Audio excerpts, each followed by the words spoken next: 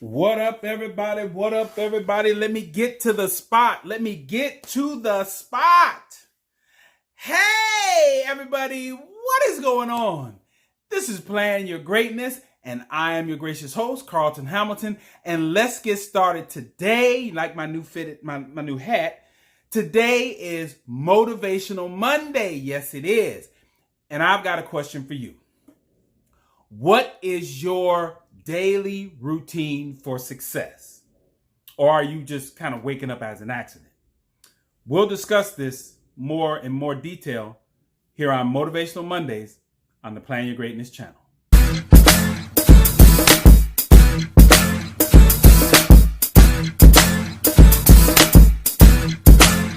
Hey, we are back. We are here on Motivational Mondays on the Plan Your Greatness channel. And I just asked you a question. So we're going to dig into this. And the question is, what do you do every day? What type of daily routine do you have that you can kind of measure to ensure your success? Now, the reason why I bring this up, and I'm going to talk about a couple of things. I'm going to move through this pretty quickly. And that is, are you waking up as if it's an accident, that you just wake up in the morning like some people just, oh, I'm just blessed to be above earth, be above ground. I get that. That is starting the day from a very strong position of gratitude.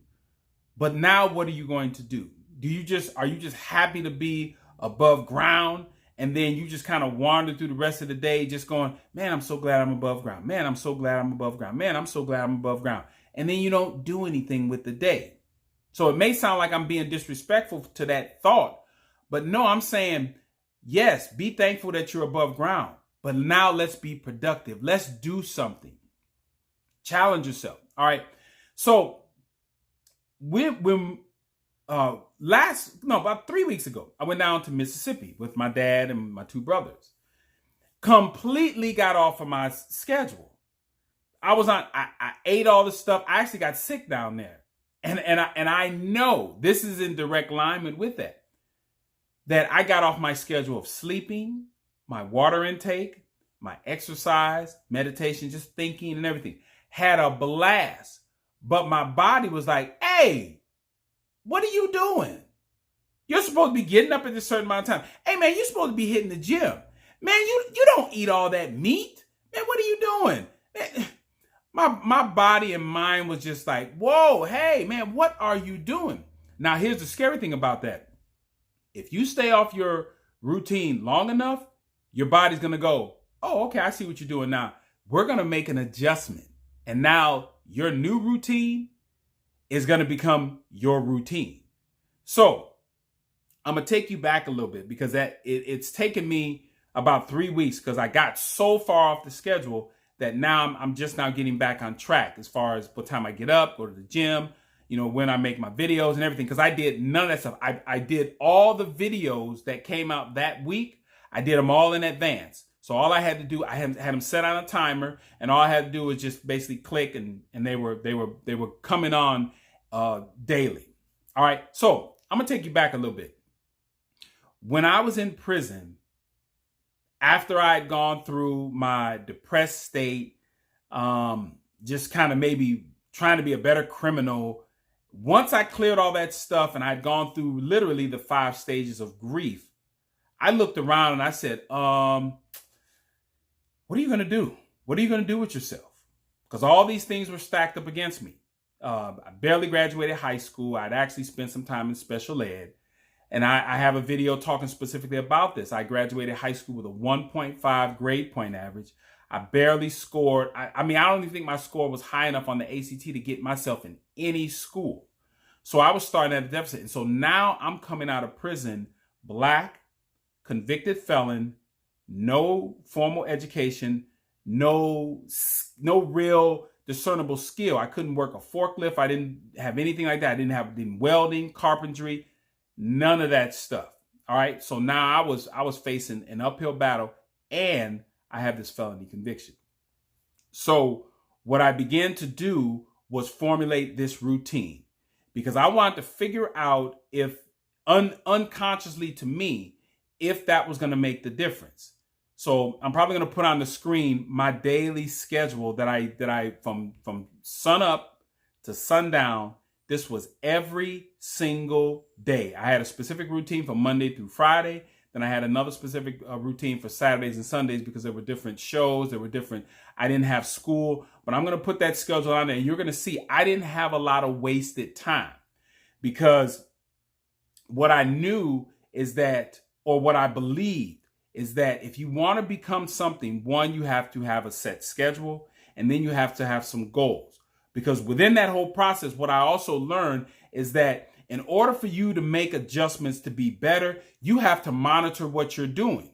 I see people, I get up at 5, I get up at 9, I get up at 7 or whatever, and then they're wondering why they feel all cranky, or it's very hard for them to see where they can make adjustments because their schedule is so inconsistent. But because I had a routine in prison, it was very easy for me to look at and say, okay, here's where I read, here's where I exercise, and here's where I do it. And if I was falling off, it was very easy for me to just get back on my schedule. Just like I'm doing now. I have more things that I do. So it's taking me a little longer to get myself back on schedule. But the fact of the matter is I have a schedule. I could get myself back on track quicker. Now, as I mentioned that, as far as monitoring myself for improvement, in a sense, that's actually competing against yourself. Because again, if you don't have any sort of measuring stick, how are you going to know if you're moving and if you're being successful? All right. And so I have a good friend out here by the name of Coach Sarah Kay. She's a life coach. She's building a life coaching business and some other things that she's really trying to be impactful in the world. And she brought a term to my attention that I had never heard before until that moment. Now, I had been using it, but I just didn't have the articulation. I didn't have the vocabulary. She used a term called reverse engineering. Okay. And so what I have come to understand what that means is, if you have something that you want to accomplish, or you want to have something that you want to get rid of, you look at yourself in the future tense of where you want this goal or whatever to be changed, behavior changed, and then you start working yourself backwards. So let's just say, for example, I want to lose, 30, 40 pounds, which is what I do want to lose. I want to get myself back in better shape. So I say I want to do it over a year. Okay, I can measure that out and say, based on 365 days, if I lose X amount of pounds each day, that's going to get me to my goal. And then I can clearly look at, how much water I need to put in my system on a regular basis, how much exercise. I can measure that out from the point and say okay, this is the amount that I need. So each day, this is where I need to be. So basically, I've gone to the goal and then I've worked my way back. And so now I can reverse engineer it. And it can tell me simply what I need to do today to lose the little bit of pounds that I need that moves me toward that goal. Very simple process. And I've also heard other motivational speakers mention the same thing, but they've used different terminology. I've heard them say, Dr. Dennis Kimbrough say, success is a statistical event, meaning that if you do certain things, you're going to get certain results. Like he has a PhD, and he told the audience, he said, if you want a PhD, I'm not any smarter than you. All you have to do is just follow the process, do the classes, do the work, and then statistically, you will accumulate that goal. I've heard the other statement where somebody said success leaves clues, which they mean is that when somebody is successful and you go look back at what they did to get there, it's a routine. It's like breadcrumbs. You follow the breadcrumbs, you are going to probably come either exactly what they did, or you're going to become very close to what they have done, because that success has left a blueprint. And out of that, I created a terminology that I said success is a mathematical equation. And I use that specifically in when I'm talking to people about, say, just budgeting their money. Okay, I want to have a certain amount of money and I want to have a certain lifestyle. I said, okay, all you do is just start adding that stuff up. Where do you want to live? How much is that rent, or how much is that house? What type of car you want to drive? What type of clothes do you want to wear? What type of vacations do you want to have? What do you want your retirement portfolio to look like? You start adding all those things up, it's going to spit out a number. And then you can look at that number and then you can say, okay, what type of skills or education will get me to having that type of lifestyle? It's very easy. Then you say, okay, then I need to go acquire those skills, or I need to go acquire that education, because I've mentioned this before in other videos. You are going to get yourself out of a situation one of three ways. You are either going to skill yourself out, you're going to educate yourself out, or you're going to save yourself out. And the last part of saving, you can't do that unless you have some sort of education or a skill. All right. Now, and in my mathematical equation, it's in three words. It's very simple. The mathematical equation, very simple. It is time plus focus plus effort. You put together your time frame. I want to have this by X amount of time. Then you say, okay, what is it that I need to do? That becomes your effort. And then sustaining that focus, as I've mentioned this before, is going to allow you to consistently hit that goal in the time frame that you want to hit it. Now, this is one of the major hurdles that people have, is that when we start putting together our routine, and then we look at it as a mathematical equation, we say my time, my focus, and my effort is going to get me there. I have to have this sustained focus. Then what we do is we'll go tell somebody else what our goal is, because we done got ourselves so hyped. Oh man, I'm gonna do this. I'm gonna accomplish this, and then we go tell somebody else. Now, if that person is not supportive of your goal, two things are gonna happen. One, you're either going to say, screw you, I'm going to do this anyway, which is the approach that I often take. Or you're going to go, oh, damn, man, nobody believes in my goal. Well, since nobody believes in it the way that I do, I'm just going to drop the ball. That has happened to millions of people. So my advice that I took, and I'm saying this to you, is the only person that needs to be 100% on board with you is you. And that's it. It doesn't matter if anybody else is on board. You have to be on board with yourself.